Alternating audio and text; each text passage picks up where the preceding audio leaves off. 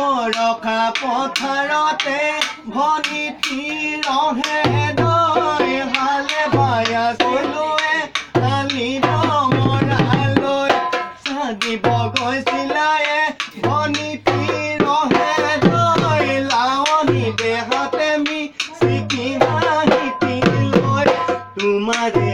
ঐ ঘৰতে তোমাৰে ঐ কাৰণে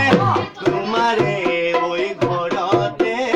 তোমাৰে ঐ কাৰণে হালোৱা ঐ স্বৰূপে আছোনো অতদিনে হালোৱা ঐ স্বৰূপে আছোনো